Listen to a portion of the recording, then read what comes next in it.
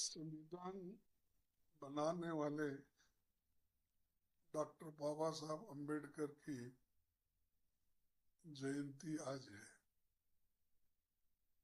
और हमने हमेशा हमारे संविधान के जो हमारे को एक बहुत बड़ा गिफ्ट है, हर नागरिक को आर्थिक, सामाजिक और पाने का अधिकार उन्होंने दिया है। इसलिए उनका जन्मदिन बड़े धूमधाम से देश में मनाया जाता है। अभी मैं आपको ये कहूंगा कि हमने हाल ही जो AICC सेशन के अहमदाबाद प्रस्ताव में भी इसी को आगे सुनिश्चित करने की बात की कि जो बाबा साहब अम्बेडकर जी ने अपने सामाजिक न्याय में कहा था, उन विषयों को, उन मुद्दों को ही हमने अहमदाबाद के सेशन में आगे करा और खासकर 14 अप्रैल हम आज संसद में उनके मूर्ति पे पुष्पांजलि की। फिर उसके बाद में यथा प्रकार जो पहले 11 बजे डॉक्टर बाबा साहब अम्बेडकर की फोटो को सेंट्रल हॉल में पुष्पांजलि करते थे। लेकिन इस बार 9 बजे ही उन्होंने डिक्लेयर किया और 9 बजे डिक्लेयर करने के बावजूद भी हम लोग वहां रहे, लेकिन प्रधानमंत्री जी सेंट्रल हॉल में नहीं पहुंच सके। हालांकि उनके सहूलत के मुताबिक ही ये टाइम चेंज किया गया था। और आज के दिन कांग्रेस पार्टी की तरफ से मैं 5 बातें कहना चाहता हूँ। पहली बात मैं ये कहना चाहूंगा कि कास्ट सेंसस जरूरी है। अभी केंद्र सरकार 2011 के जो सेंसस के आंकड़ों पर अपना योजना बना रही है और 2021 में होने वाले सेंसस का भी अभी तक पता नहीं। यानी योजनाएं जो हम बनाते हैं ये सेंसस के आंकड़े को लेकर और उनकी किस किन किन की प्रगति हुई है और कौन से योजना लागू करना चाहिए, इसको लेके हम आगे बढ़ते हैं। इसीलिए हम ये मांग करते हैं कि जनरल सेंसस के साथ साथ भी ये जरूरी है कि कास्ट सेंसस भी कराया जाए, क्योंकि इतने वर्षों के बाद ये नहीं मालूम हुआ कौन से कम्युनिटी के लोग और अलग अलग वर्ग के लोग कौन से क्षेत्र में आगे आए, यानी शैक्षणिक दृष्टि से, आर्थिक दृष्टि से, भूमि के दृष्टि से, और जो भूमिहीन लोग हैं, ये सारी चीजें, और हायर एजुकेशन में ये सारी चीजें हम उसमें देख सकते हैं। उन आंकड़ों को देखकर आगे उसकी योजना भी बना सकते हैं। लेकिन आज ये सेंसस का भी गायब है और दूसरा कास्ट सेंसस बनाने को भी सरकार अभी तैयार नहीं है। और किसकी तरक्की कितनी हुई ये अब अभी भी हमको मालूम नहीं हो रहा, सभी लोग अंदाजे पे कहते हैं। और राज्य सरकार में सब प्लान लागू करने का कानून हमने बनाया था, लेकिन मोदी सरकार ने उसको 2015 या बिगिनिंग से ही उसको उन्होंने नहीं अपनाया। लेकिन सब प्लान ये जो है, खासकर कर्नाटक, तेलंगाना, जो आंध्र प्रदेश है, ये इसी का भाग, तेलंगाना और आंध्रा एक ही थे, वहां पर ये लागू किया गया और उसके लिए कानून भी बनाया गया। और 1976 में इंदिरा गांधी जी, उन्होंने भी ये सब प्लान बनाकर लोगों को बजट का जो proportional to the population budget होना चाहिए वो उन्होंने भी किया था। लेकिन ये सब मोदी साहब गायब कर दिए, इसमें उनकी रुचि नहीं है। बाबा साहब का नाम तो बोलते हैं, लेकिन बाबा साहब के जो स्पीच, बाबा साहब की जो इच्छा थी, जो उनका आशाएं थी, उसको पूर्ति करने में वो तैयार नहीं है। और भारतीय संविधान के अंदर उन्होंने जो सहूलतें schedule caste, schedule tribes, backward classes, इनको जो दिया है, उसके बारे में भी वो अनुष्ठान में लाने की कोशिश नहीं करते। इसीलिए नहीं करते कि सिर्फ बाबा साहब अम्बेडकर का नाम लेकर लोगों को अगर कहेंगे तो लोग खुश हो जाएंगे, ये उनकी मंशा है। लोग जब भी खुश हो जाएंगे, खासकर दलित, वंचित, पीड़ित, ओबीसी, माइनॉरिटीज, ये लोग कब खुश हो जाएंगे? जब उनके हकूक उनको मिलेंगे।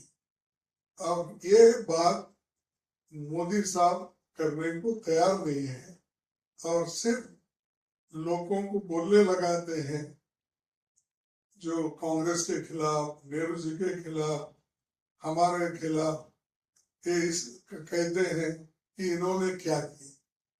अरे हम तो ये कह रहे, बाबा तुम क्या किए ये बताओ। बाबा साहब के कौन से उसूल अपनाए आप? तो ये वो कहने के लिए तैयार नहीं है। और दूसरी चीज, 50% जो रिजर्वेशन है, ये तमिलनाडु में मोर देन 50% उन्होंने किया और उन्होंने ये 9th शेड्यूल में डाला। इसके वजह से वहां रिजर्वेशन सेफ है, कोई कोर्ट नहीं जा सकता, कोई ये नहीं। तो वो सुप्रीम कोर्ट के आदेश अनुसार, और इसके पहले भी संविधान में जो अमेंडमेंट हुआ है, इसका बहुत बड़ा फायदा वहां मिल रहा है। लेकिन दूसरे स्टेटों में मोर देन 50% के लिए बैन है, करते नहीं।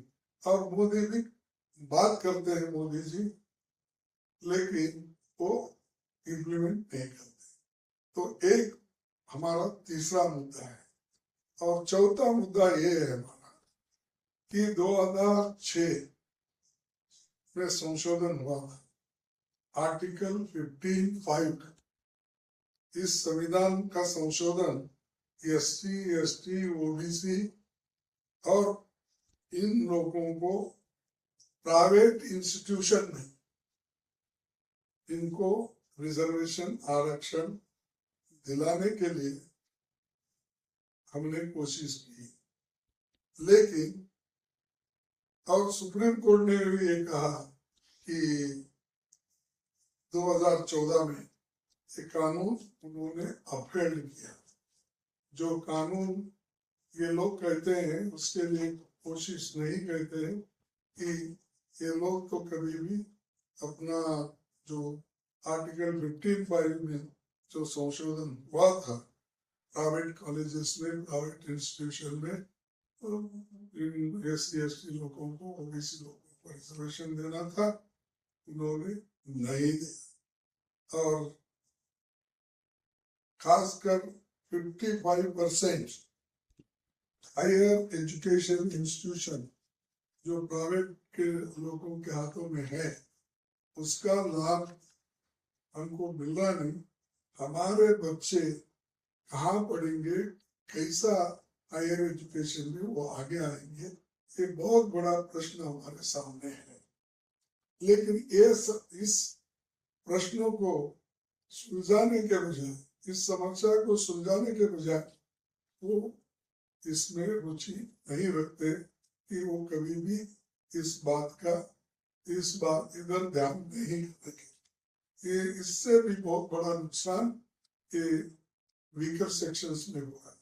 बाबा साहब अम्बेडकर जी को उस जमाने में बड़ौदा महाराज ने हायर एजुकेशन के लिए स्कॉलरशिप दे के भेजी, लेकिन आजादी के बाद इतना बड़ा गवर्नमेंट हमारा है कि कितने लाख, हमारे लाखों करोड़ों रुपए का बजट है, इतना बड़ा रहते हुए भी हायर एजुकेशन में ये अच्छी शिक्षण देने के लिए मोदी जी तैयार नहीं है और उनका बजट भी काट रहे।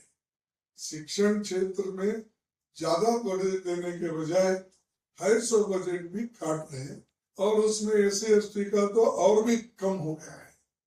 तो इससे ये मालूम होता है कि उनको शिक्षण में भी रुचि नहीं। लेकिन बाबा साहब अम्बेडकर का सबसे ज्यादा रुचि जिसमें थी वो शिक्षण। उसीलिए वो हमेशा कहते थे पहले अपने बच्चों को पढ़ाओ। आप, उनका कहना है कि कोई गरीब भी आदमी जाता है तो उनको ये कहते थे अपने बच्चों को इतना पढ़ाओ, इतना पढ़ाओ, इतना पढ़ाओ, दुनिया तुमसे डरी, यानी आपके विद्वत्ता को देखकर दुनिया तुमसे डरी, इतना पढ़ाओ, ये उनका कहना था। लेकिन यहाँ जो उनकी इच्छा थी वो पूर्ति नहीं कर रहे, लेकिन बातें बहुत करते हैं। इसके बाद पांचवा जो हमारा मुद्दा है, ये सब 5 मुद्दे हमने अहमदाबाद सेशन में रखा था और इसके लिए हम कोशिश करने का वहां पर शपथ भी लिया और ये सारी चीजें हम आगे लागू करने के लिए लड़ते रहे।